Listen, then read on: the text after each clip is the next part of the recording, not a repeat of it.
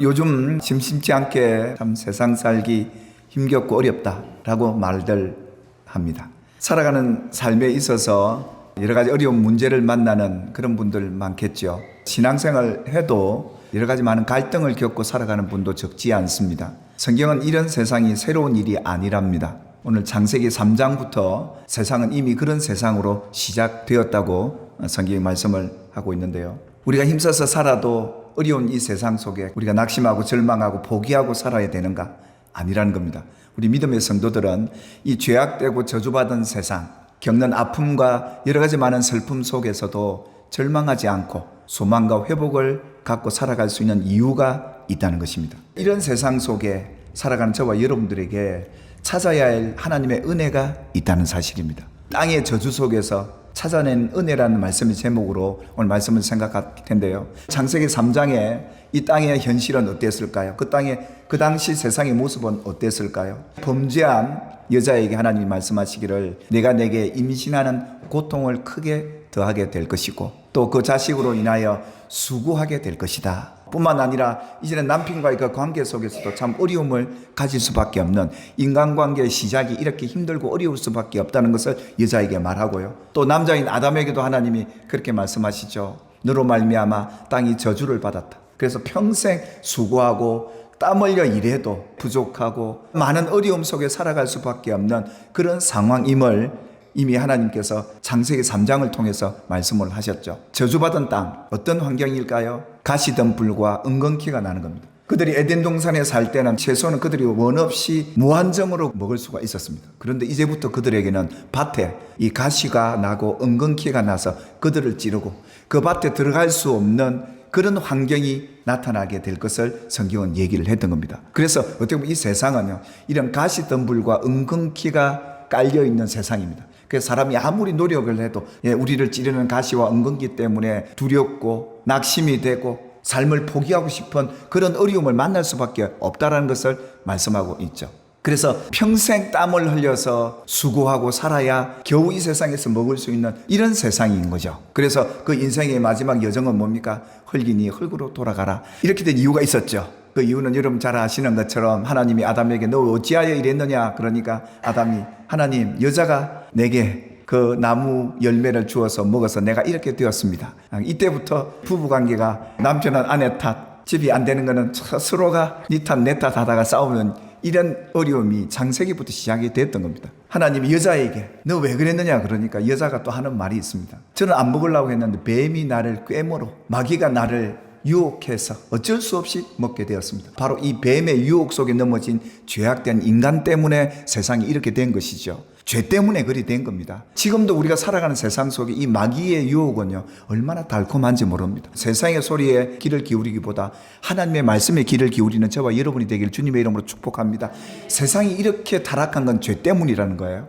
이 죄가 결국은 사람들을 이렇게 황폐하게 이 땅을 이렇게 저주받게 만들 수밖에 없었던 것이죠. 죄짓게 만드는 장본인이 마귀인 것이죠. 그래서 예수님은 제자들에게 그럽니다. 너희는 너희 아비 마귀에게서 났다 이럽니다. 그러니까 우리가 예수를 믿기 전에 불신자 가운데 있을 때는 우리 아버지가 누구였냐? 마귀였습니다. 이 마귀라는 존재는 어떤 존재였느냐? 욕심을 따라서 행하는 그런 존재가 마귀였습니다. 그래서 살인을 하게 되고 거짓으로 사람을 꿰는 거예요. 그래서 이 땅에 저주가 오게 된 것이죠. 이렇게 된 배경 속에 영적인 전쟁 속에 사는 성도들의 현주소를 우리는 일깨워서 깨어 있어야 합니다. 하나님 말씀을 따라 살아가는 저와 여러분이 되기를 주님의 이름으로 축복합니다. 말씀만이 진리고 참 아니겠습니까? 세상은 거짓투성이에요. 이런 상황, 이런 세상 속에서 참 우리가 주목해야 될 한 사건이 등장을 하게 되는데요. 이런 가시와 은근키가 찌르고 두렵게 하고 낙심케 하는 이런 환경 속에 하나님께서 이 아담과 하와에게 찾아오셔서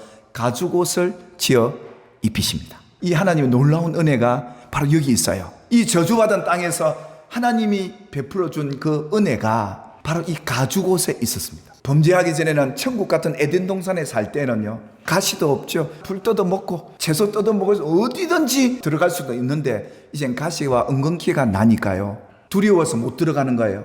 더 이상 소출이 나오지를 않는 거예요. 그래서 이 가시덤불과 은근키를 감당할 수 있는 그 용도로서 하나님이 이 은혜 가죽옷을 지어 입힌 것이죠. 이 아담과 하와가 죄를 딱 짓고 나니까 부끄러움이 뭔지를 알게 돼요. 그래서 그들이 그 부끄러움을 가리기 위해서 어떻게 하죠? 무화과 나무 잎을 엮어다가 치마로 옷을 삼습니다. 부끄러움을 가리기 위해서. 사람이 아무리 이 부끄러움을 가린다고 한들 가시나무와 이 엉겅퀴에 나오는 이 독과 이 가시를 이겨낼 수 있을까요? 못 이기죠. 하나님은 인간이 아무리 노력한들 너희가 이 세상 살아갈 수 있는 줄 아느냐? 못 산다 이 말입니다. 하나님의 은혜가 아니면 이 세상에 네가 살아낼 수가 없다 이거죠. 이 저주받은 땅에도 하나님이 은혜를 베푸시는데요, 아담과 하와에게 이 죄인된 그들에게 가죽옷을 지어 입히십니다. 그 직접적인 이유는 바로 그런 것이었어요. 이 세상 사는 데는요, 여러분을 찌르고 상처나게 만들고 아프게 만들고 도무지 그 일을 하지 못하도록 두렵게 만드는 그런 세상 환경 속에 이겨내려면 입히신 이 가죽옷을 저와 여러분이 입으셔야, 이 은혜를 입어야 세상을 살 수 있다는 거예요. 하나님이 아담과 하와에게 지어 입혀주셨던 이 가죽옷을 저와 여러분들이 은혜로 받게 되기를 주님의 이름으로 축원합니다. 범죄하여 하나님 부끄러워서 숨딱 하나님을 만나고 나니까 이 아담의 생각이 바뀌었어요. 옆에 있는 자기 아내 이 여자에게 이름을 지어줍니다. 아담이 그 믿음을 이렇게 표현해요. 자기 아내를 두고 하와라 이름을 짓습니다.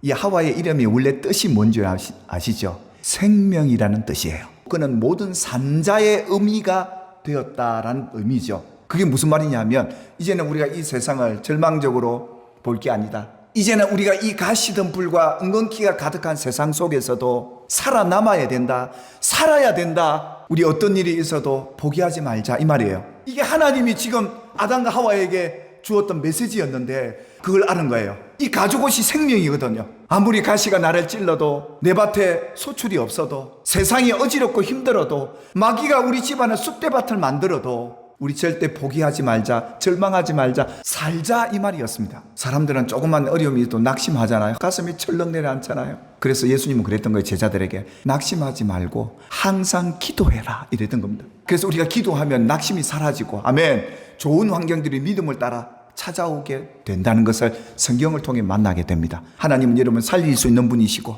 영원히 살게 하시는 분이 하나님이신데 우리는 생명을 가진 자들이거든요. 오늘 우리가 이 가죽옷을 지어 입은 저와 여러분들이 우리는 살아낼 수 있다, 할 수 있다 이런 말을 날마다 외쳐요. 그리고 하나님이 이 가죽옷을 지어 입힌 정말 중요한 또 의미가 있습니다. 이 가죽옷은 누구시죠? 십자가에 죽으실 예수님이시거든요.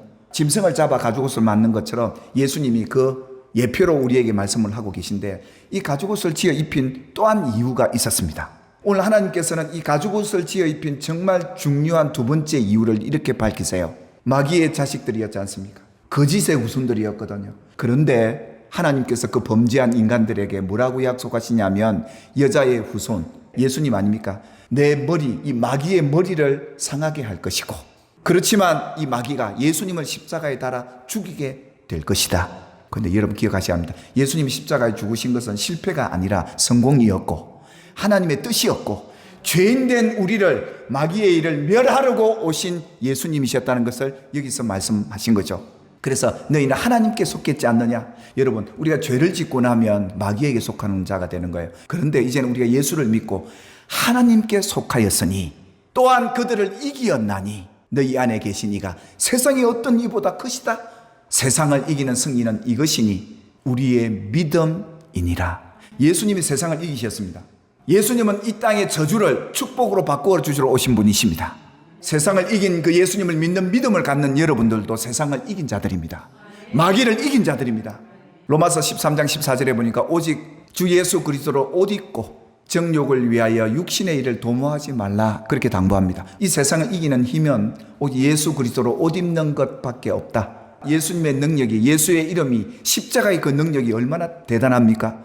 오늘도 십자가의 그 능력으로 평안을 얻게 되길 바라고 치유를 얻게 되길 바라고 여러분이 죄와 허물에서 사함을 얻고 하나님께 속한 자로서 그 죄를 회개하고 돌이켜서 이제는 하나님께 속하며 살아야 되겠구나 결단을 갖고 기도하시면서 마귀의 괴계를 이겨내는 저와 여러분이 되기를 주님의 이름으로 축복합니다. 누가 예수 그리스도를 옷 입은 사람입니까? 세례를 받은 자, 예수님과 내가 연합된 자, 그가 바로 그리스도로 옷 입은 자라고 성경은 말씀하고 있다면 여러분이 바로 예수로 옷 입은 자인 줄 믿으시기를 주님의 이름으로 축복합니다.